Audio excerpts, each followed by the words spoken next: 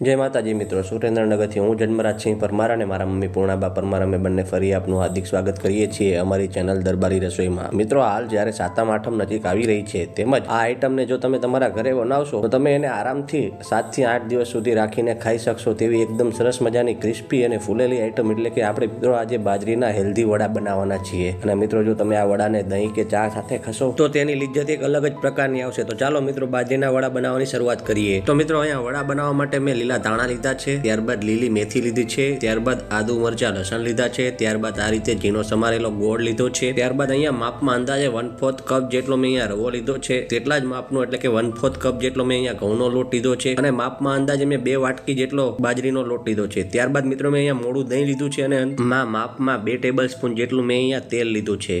મિત્રો, આ ઉપરાંત મેં અહીંયા સફેદ તલ લીધા છે, ત્યારબાદ વરિયાળી લીધી છે, ત્યારબાદ અજમો લીધો છે અને જીરું પણ લીધું છે. આ ઉપરાંત મસાલા તરીકે મેં અહીંયા હળદર પાવડર લીધો છે, કશ્મીરી લાલ મરચું પાવડર લીધો છે અને મીઠું લીધું છે. આ ઉપરાંત મેં અહીંયા મિત્રો હિંગ પણ લીધી છે. હવે મિત્રો, આપણે એક ખાયણીની અંદર આદુ મરચા અને લસણને સારી રીતે પીસી લેશું અને તેની એકદમ સરસ મજાની ફાઇન કોર્સ ટેક્સચર વાળી પેસ્ટ બનાવી લેશું. મિત્રો, આ બધી વસ્તુને મિક્સરમાં ક્રશ કરવાને બદલે જો આ રીતે ખાયણીમાં મેન્યુઅલી ક્રશ કરવામાં આવે તો તેનો સરસ મજાનો ફ્લેવર જળવાઈ રહે છે. મિત્રો, આ બધી વસ્તુ સારી રીતે ક્રશ થઈ જાય ત્યારબાદ આપણે તેની અંદર ખાયણીમાં આપણે જીરું ઉમેરીશું અને તેને પણ સારી રીતે ક્રશ કરી લેશું. તો મિત્રો, હવે આપણે બાજરીના વડાનો લોટ બાંધવાની શરૂઆત કરીએ. તો સૌપ્રથમ મિત્રો, આપણે તેની અંદર આ રીતે અંદાજે 4 થી 5 ટેબલ સ્પૂન જેટલું દહીં ઉમેરીશું. ત્યારબાદ મિત્રો, આપણે તેની અંદર જે ઝીણો સમારેલો ગોળ હતો તેને લઈને આ રીતે સારી રીતે ચમચીની મદદથી હલાવીને દહીં અને ગોળ એકદમ સમરસ પ્રમાણમાં મિક્સ થઈ જાય ત્યાં સુધી બંનેને મિક્સ કરી લેશું. મિત્રો, આ દહીં અને ગોળનું મિક્સચર છે એ આપણા લોટને એકદમ સરસ મજાનું બાઇન્ડિંગ, સ્વીટનેસ તેમજ આપણા જે બાજરીના વડા બનશે તેને એકદમ સરસ મજાની સોફ્ટનેસ આપશે અને ફૂલેલા બનાવવામાં મદદ કરશે. તો મિત્રો, હવે આપણો ગોળ સારી રીતે ઓગળી જાય ત્યારબાદ તેની અંદર આદુ મરચા લસણ અને જે જીરામાંથી આપણે પેસ્ટ બનાવી હતી તેને ઉમેરીશું. અને મિત્રો, આ પેસ્ટ પણ ગોળ અને દહીંના મિક્સચરમાં સારી રીતે મિક્સ થઈ જાય ત્યાં સુધી ચમચીની મદદથી સારી રીતે હલાવી લેશું. મિત્રો, આ લોટ આપણે મેન્યુઅલી નથી બાંધવાના, પણ પહેલા આ બધી રીતનું મિક્સર તૈયાર કરીને ત્યારબાદ તેની અંદર લોટ ઉમેરીને બાંધવાના છીએ. જે આપણા બાજરીના વડા છે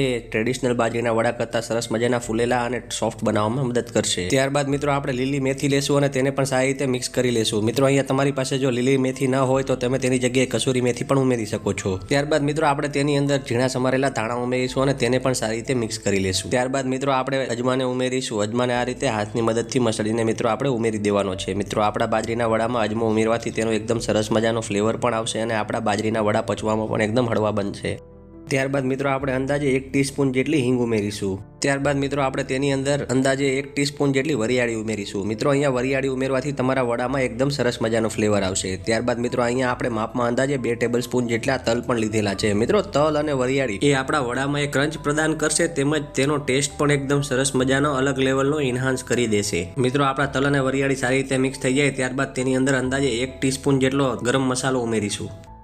ત્યારબાદ મિત્રો, આપણે તેની અંદર અંદાજે 1.5 ટીસ્પૂન જેટલી હળદર પાવડર ઉમેરીશું. ત્યારબાદ મિત્રો, આપણે તેની અંદર સ્વાદ અનુસાર મીઠું ઉમેરીશું. ત્યારબાદ મિત્રો, આપણે તેની અંદર 2 ટીસ્પૂન જેટલો કશ્મીરી લાલ મરચું પાવડર ઉમેરીશું. મિત્રો, હવે આ બધી જ વસ્તુઓને સારી રીતે મિક્સ કરી લેશું. તો મિત્રો, તમને અમારી આ રેસીપી પસંદ આવે તો અમારા વિડીયોને લાઇક, શેર અને સબસ્ક્રાઇબ કરવાનું ન ભૂલતા અને અમારી ચેનલમાં બાજુમાં રહેલા બેલ આઇકનને પ્રેસ કરવાનું પણ ન ભૂલતા, જેથી અમારી ચેનલ પર આવનારી તમામ વાનગીઓની માહિતી તમને મળતી રહે. તો મિત્રો, બધી જ વસ્તુઓ આપણી સારી રીતે મિક્સ થઈ ગઈ છે. ત્યારબાદ તેની અંદર હવે મિત્રો આપણે ઘઉંનો લોટ ઉમેરશું અને તેને પણ સારી રીતે મિક્સ કરી લેશું.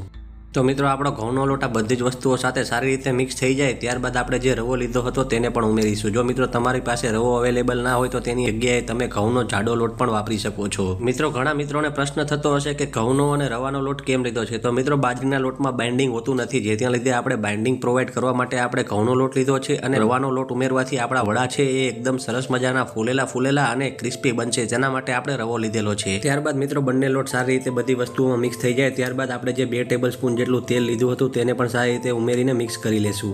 તો મિત્રો, આપણી બધી જ વસ્તુઓ સારી રીતે મિક્સ થઈ જાય ત્યારબાદ આપણા વડાનો જે પ્રાણ કહી શકાય તેવો બાજરીનો લોટ આપણે અંતમાં ઉમેરવાનો છે. મિત્રો, આ સ્ટેપ પ્રમાણે જો તમે વડા બનાવશો તો તમારા વડા પણ એકદમ સરસ મજાના ફૂલેલા અને ક્રિસ્પી બનશે. મિત્રો, બાજરીના લોટને આ બધી જ વસ્તુ સાથે સારી રીતે મિક્સ કરી લેવાનો છે અને આપણે તેની અંદર એક મુઠ્ઠી પર બાઇન્ડિંગ આવે ત્યારબાદ તેની અંદર પાણી ઉમેરતા જઈને તેનો એકદમ સરસ મજાનો સોફ્ટ લોટ બાંધવાનો છે. મિત્રો અહીંયા વિડીયોમાં દર્શાવ્યા મુજબ તમારે સૌપ્રથમ બધી જ વસ્તુઓને બાજરીના લોટ સાથે એકદમ સારી રીતે મિક્સ કરી લેવાની છે। બધી જ વસ્તુઓ પ્રોપર મિક્સ થઈ જાય ત્યારબાદ તેની અંદર જરૂરિયાત મુજબ થોડું કહીને પાણી ઉમેરતા જઈને આપણો સોફ્ટ ડો વાળો લોટ બાંધવાનો છે। મિત્રો અહીંયા ધ્યાન એ રાખવાનું છે કે તમારે બધું જ પાણી એકસાથે ઉમેરવાનું નથી, પરંતુ જરૂરિયાત મુજબ થોડું કહીને ઉમેરતું જવાનું છે, જેથી તમને પણ પ્રોપર આઈડિયા રહે કે આપણો લોટ છે કેટલો સોફ્ટ અને કેટલો કઠણ છે। મિત્રો આ લોટ બાંધવા માટે કુલ તમારે અંદાજિત અડધા કપ જેટલા પાણીની જરૂરિયાત રહેશે। તો મિત્રો આ વસ્તુનું તમારે ખાસ ધ્યાન રાખવાનું છે, કારણ કે આપણે અહીંયા દહીં ઉમેર્યું હોવાથી આપણા લોટની અંદર મોઇસ્ચરનો ભાગ પહેલેથી જ રહેલો છે, જેથી અહીંયા પાણીની જરૂરિયાત આપણે ઝાઝી રહેશે નહીં।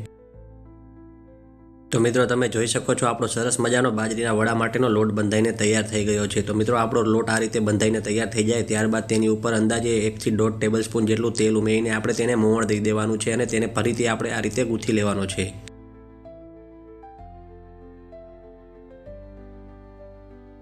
તો મિત્રો બાજરીના વડા માટેનો આપણો લોટ બંધાઈને તૈયાર થઈ ગયો છે અને તમે જોઈ શકો છો તેનું ટેક્સચર કયા પ્રકારનું રાખેલું છે। ત્યારબાદ મિત્રો આપણે તેને 10 મિનિટ માટે રેસ્ટ આપી દેવાનો છે। અને મિત્રો આ લોટ બાંધવા માટે મેં તમને આગળ જણાવ્યું એ મુજબ મારે અડધા કપ જેટલા પાણીનો વપરાશ થયો છે।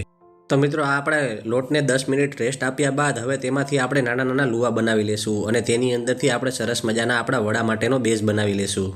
મિત્રો આપણે આ વડા પણ બે રીતથી બનાવી શકીએ છીએ। જો તમારે આ રીતે તેના જાડા બેઝ બનાવીને ત્યારબાદ તેમાંથી વડા ન બનાવવા હોય તો તમે પાટલીની મદદથી તમે તેમાંથી નાની પૂરીઓ વણીને પણ આપણા વડા બનાવી શકો છો, પરંતુ અહીંયા આપણે જાડા બેઝવાળા રોટને આપણે રોટલી શેપમાં વણીશું અને ત્યારબાદ તેની અંદર ગ્લાસ કે વાટકી મૂકીને તેમાંથી નાના શેપના આપણે વડા બનાવી લઈશું।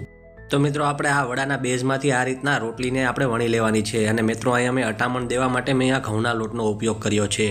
તો મિત્રો આપણે વડા માટેની જે રોટલી બનાવવાના છે તેની તમે થિકનેસ જોઈ શકો છો એ પ્રમાણેની રાખવાની છે અને ત્યારબાદ મિત્રો તેને અંદરથી આપણે વાટકીના શેપના વડા બહાર કાઢી લેવાના છે મિત્રો। અને આપણા વડાની જાડાઈ પણ તમે જોઈ શકો છો એ પ્રમાણેની રાખવાની છે, કારણ કે મિત્રો જો અહીંયા તમે વધારે પડતા પતલા વડા બનાવશો તો તે એકદમ ફૂલશે નહીં અને જો જાડા વડા બનાવશો તો તે અંદરથી ખાવામાં કાચા લાગશે। તો મિત્રો આપણા તમામ વડા બનાવવાના વડા બનીને તૈયાર થઈ ગયા છે, તો હવે તેને આપણે ફ્રાય કરી લેશું। તો ચાલો મિત્રો હવે આપણે વડાને ફ્રાય કરવાની શરૂઆત કરીએ। તો મિત્રો મેં અહીંયા એક પેનની અંદર તેલ ગરમ થવા માટે લઈ લીધું છે અને આપણું તેલ ગરમ થઈ જાય ત્યારબાદ તેની અંદર વારાફરતી આપણે વડા મૂકીને તેને ફ્રાય કરી લેશું। મિત્રો અહીંયા એક ટીપ એ છે કે જ્યારે તમે વડાને ફ્રાય કરવાની શરૂઆત કરો ત્યારે આપણે ગેસની ફ્લેમ હાઈ રાખવાની છે અને મિત્રો આપણા વડા છે એ પ્રોપર ફૂલી જાય ત્યારબાદ આપણે ગેસની ફ્લેમને આપણે મીડિયમ ટુ લો કરી દેવાની છે, જેથી આપણા વડા છે એ વધારે પડતા લાલ ના બને અને વધારે પડતા ફ્રાય પણ ના થાય।